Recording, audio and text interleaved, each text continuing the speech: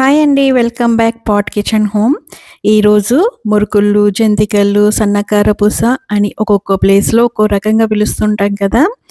ఈ సన్నకార పూసని మనం క్రిస్పీగా నేను చెప్పే కొన్ని ఇంగ్రీడియెంట్స్ తోటి ఏ యూట్యూబ్ ఛానల్‌లో కూడా లేదండి. విలేజ్ స్టైల్‌లో చేసి చూపిస్తాను.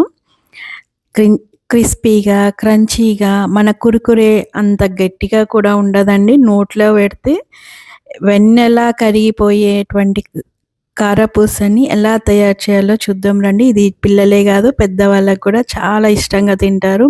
నూనె కూడా ఎక్కువగా అంటుకోదు అన్నట్టు.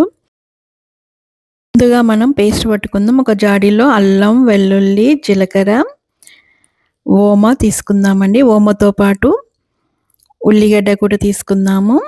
ఇలా వేసిన వాటిలోకి కొద్దిగా వాటర్ పోసుకొని చాలా మెత్తగా గ్రైండ్ చేసుకుందాము. ఎందుకంటే మనము ఈ పేస్ట్‌ని మన పిండిలో కలపము. ఏం చేస్తానో మీరే చూద్దురండి. ఈ పేస్ట్‌ను పక్కకు పెట్టేసి ఉంచుకుందాం. ఇక్కడ నేను ఉరద్ దాల్ మన మినపప్పు ఉంటుంది కదా! ఆ ఫ్లోర్‌ని తీసుకున్నాను. ఆ పిండిని తీసుకున్నాను 1 కప్పు. అదే కప్పుతోటి శనగపిండి తీసుకున్నాను. సేమ్ క్వాంటిటీ తీసుకుంటున్నాను ఇక్కడ.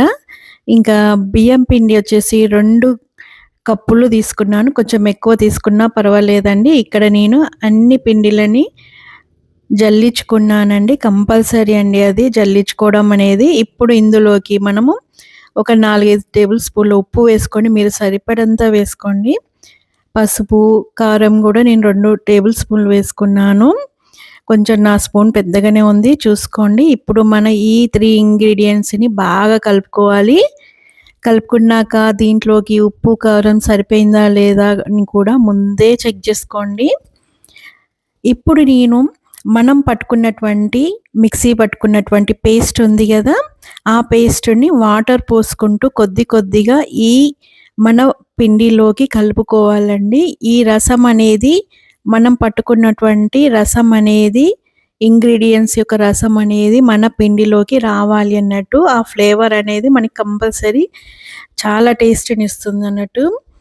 ఇలా పిండుకొని ఇప్పుడు మనము ఈ పిండిని వెంటనే కలిపేసేయండి. ఎందుకంటే పిండి చాలా స్మూత్‌గా ఉంటుంది కదా!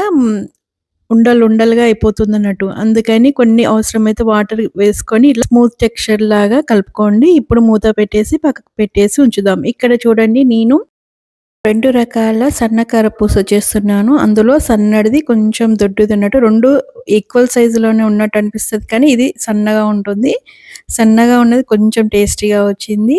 మన పావులకి, బిళ్ళలకి మనం ఆయిల్ కంపల్సరీ అప్లై చేసుకోవాలండి. ఇలా అప్లై చేసుకుంటే పిండి అనేది పావుకి అతుక్కోదన్నట్టు మంచిగా టైట్‌గా చేసుకొని రెడీగా పెట్టేసి ఉంచుకోండి. ఇప్పుడు మన పిండిని కొంచెం బాగా స్మూత్‌గా అనుకొని ఇందులో పెట్టేసుకుందాం పావులోకి.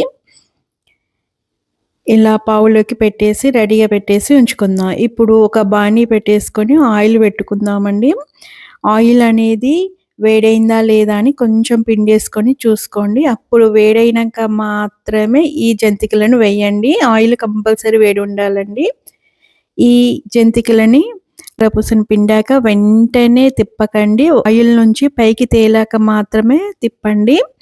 చాలా ఈజీగా తొందరగా క్విక్‌గా కూడా అయిపోతుందండి. ఎందుకంటే సన్నకార పూస కదా! చాలా తొందరగా కాలిపోతుందన్నట్టు. ఎలా వచ్చిందండి చాలా క్రిస్పీగా వచ్చిందండి. ఇలా పట్టుకుంటే చాలు ఇరిగిపోతుంది. మధ్యలో గొట్టంలా కూడా వచ్చిందండి. ఇలా వస్తేనే కారపూస చాలా క్రిస్పీనెస్‌గా ఉంటుందండి. ఇలాగా నేను 2 రకాల సన్నకార పూస చేసుకున్నానండి. నేను వాడిన ఇంగ్రీడియెంట్స్ తోటి మాత్రమే ఒక్కసారి ట్రై చేసి చూడండి. పావుతోటి డైరెక్ట్ నూనెలో పిండేయండి. ఎందుకంటే మళ్ళీ ప్లేట్‌లో వేసినప్పుడు దాని ఆకారం అనేది చేంజ్ అవుతుందన్నట్టు. డైరెక్ట్ ఇలా పిండుకున్నట్లయితే చూడడానికి కూడా చాలా బావుంటుందన్నట్టు. ఇవి ఒక 1 మంత్ కూడా స్టోర్ చేసుకోవచ్చు. మనం స్టోర్ చేసుకునే విధానంలో కూడా ఉంటుందండి. వీటిని మనము ఎక్కువగా స్టీల్ డబ్బాలలో గానీ, క్యాన్‌లో గానీ పెట్టుకున్నట్లయితే ఎక్కువ రోజులు స్టోర్ ఉంటాయి. అదేవిధంగా క్రిస్పీగా కూడా ఉంటాయన్నట్టు ఎక్కువగా. మనం ప్లాస్టిక్ అవాయిడ్ చేయడం బెటర్ అండి. ఇలా స్టీల్ డబ్బాలలో, క్యాన్‌లలో పెట్టుకున్నట్లయితే చాలా మంచిది. మరిన్ని వీడియోస్ కోసం నా ఛానల్‌ని సబ్స్క్రైబ్ చేసుకోండి. Thanks for watching.